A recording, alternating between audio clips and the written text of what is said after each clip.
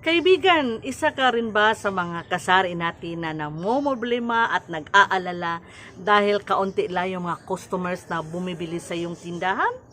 Ayan, alam ko kaibigan, ito yung isa sa mga problema ng mga sari-sari store owners.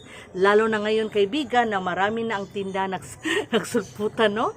Marami na sa mga lugar, no? Kahit dito sa amin kaibigan, marami na akong kakompetensya. Pero huwag kang mag-alala kaibigan. Pag-usapan po natin ngayon ang isang simpleng paraan, no? Para kahit maraming pang tindahan dyan sa inyong lugar, dyan pa rin po sa tindahan mo pupunta ang iyong mga kapitbahay.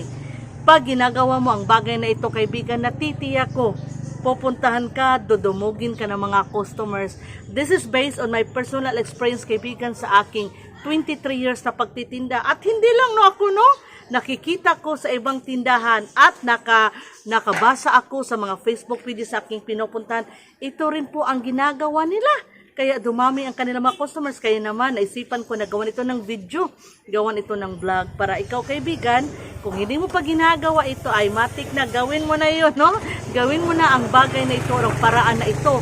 Para kaibigan, kahit marami pang tindahan sa inyong lugar, dyan pa rin po sa inyong tindahan pupunta ang iyong mga kapitbahay, no? Kahit hindi mo pa kapitbahay, pupuntahan ka ng mga tao kaibigan dahil sa bagay na ito. Kaya sana gawin mo ang bagay na ito para tiyak na mabilis na lalago ang iyong sari-sari store business. Hello mga kaibigan, magandang umaga sa ating lahat. Ito na naman ang iyong life coach at kanegosyo partner, Ate JB. Ayan, so napakaganda ng ating topic. Katulad ng sinabi ko sa aking intro kaibigan, pag-usapan natin ngayon ang isang bagay na napaka-epektibo, napaka-useful kaibigan para dudumugin ng mga kapitbahay natin, no, mga customers yung ating tindahan.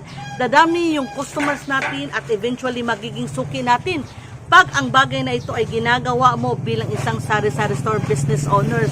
Ayan, so ipapakita ko na po sa inyo kaibigan, no, hindi natin papatagalin pa. But before that, sana kung hindi ka pa nakasubscribe kay Ate GB, sana naman mag-subscribe ka na kay Ate GB and then pakihit na notification bell para mapanood mo rin yung other videos ko na tiyak makakatulong sa ating pag-asenso. And sana kaibigan, pakishare na rin, no, para mas marami pa tayong matulungan. And please, don't skip the ads po. Malaking tulong po ito sa akin ng family ko. Ayan, so don't mind my background. Tingnan nyo naman, kaunti na lang yung ating stocks. Bakit? Kasi nga, malakas ang ating bintahan. Oh, nakita nyo sa aking previous video kaibigan, nag-grocery kami, na malingki kami ni Francis, no? Gumawa ako ng video last 2 days, siguro 3 days. So, marami ating pinamili, pero nakikita nyo naman, the living proof, no? Na malakas ang bintahan natin. Tingnan nyo, kaunti na lang ating stocks. Pero wag magbahala kasi nag-order na tayo kay grocery. Kahapon, ngayon ang delivery ni grocery. Kaya mapupuno na naman yung ating tindahan. And bukas, kasi pupunta ngayon si Ahinti sa Pure Gold. Ahinti ng Pure Gold bukas. Darating naman yung order natin sa Pure Gold. So, mapupuno na naman yung ating tindahan. Ang sarap sa pakiramdam kaibigan na puno yung ating tindahan. And in just a matter of few days, ayan, malapit na naman maubos. Kasi nga, dinudumog tayong mga customers dahil sa bagay na ipapakita ko sa inyo.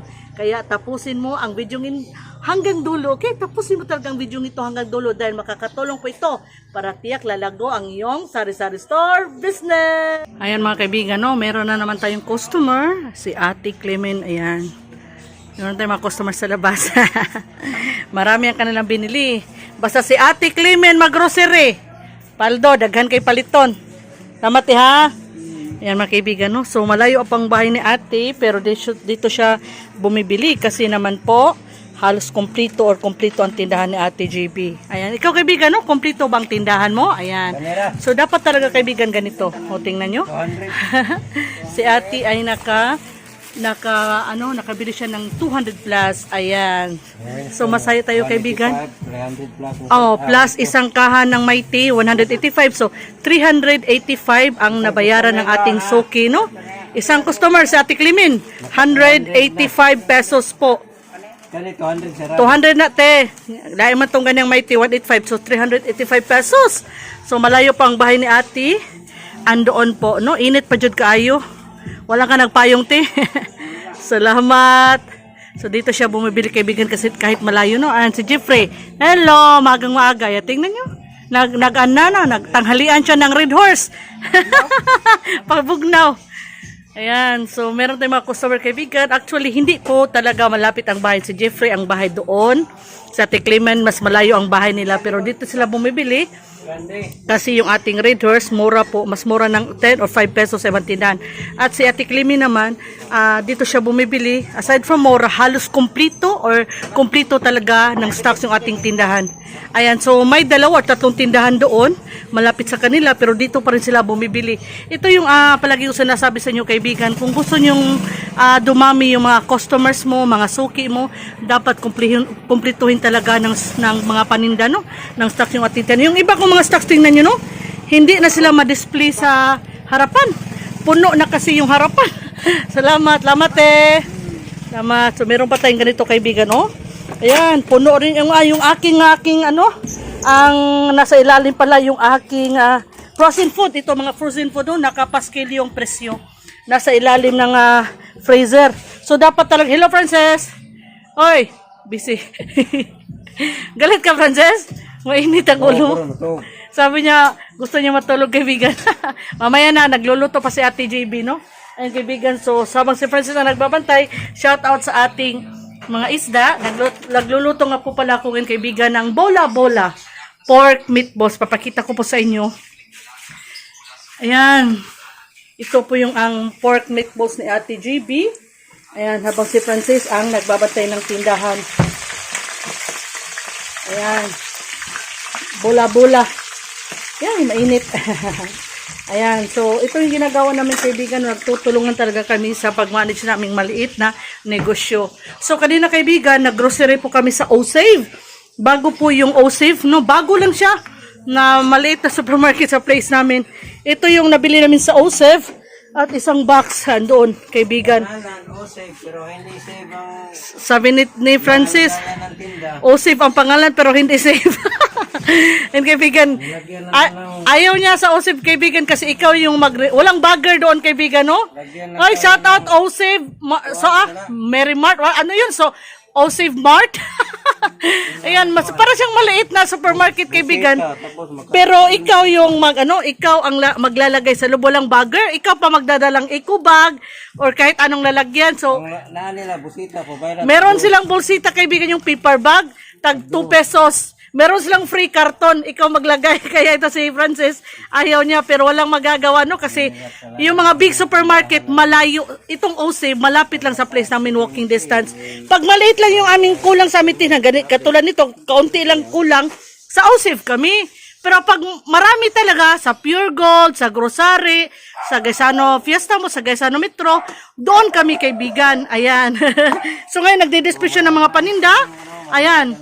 Tingnan nyo kaibigan, maliit ang tinahan na TGB ha, pero kompleto yan ha. Ito yung mga dahilan kaibigan, kaya pinupuntahan tayo ng mga customers kahit malayo ang bahay nila. Oh.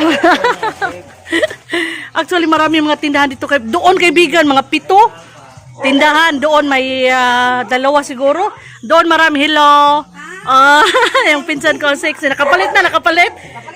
Yeah, sakay-sakay na kag-auto ha. Sana all. Ayan kaibigan, no, pinsan ko po yun. Ayan mga kaibigan, so ngayon, tatapusin na muna namin yung pagde-display. Again, dapat talaga kumplituhin ng stocks yung ating tindahan. Kahit ganito kaibigan, no, hindi po siya pagkain pero nagtitinda tayo niyan. Kahit hindi pagkain ha, magtinda tayo. Ayan, o, tingnan nyo. Ito yung dahilan kaibigan, kaya dumami yung mga customers at suki ko. Kasi, yung ibang tindahan, hindi nagtitinda naman ganito. Hindi ko na lang sasabihin ano mga pangalan nito, nakikita nyo naman. O, di ba? Ayan, may customer na naman tayo. Bibigyan naman na natin. Ayun mga kaibigan, ipakita ko na sa inyo yung ating ginagawa. Simple lang, kumplituhin natin yung na mga stocks yung ating tindahan. Dahil kapag kulang ng stock, syempre, si customer ay pupunta sa ibang tindahan.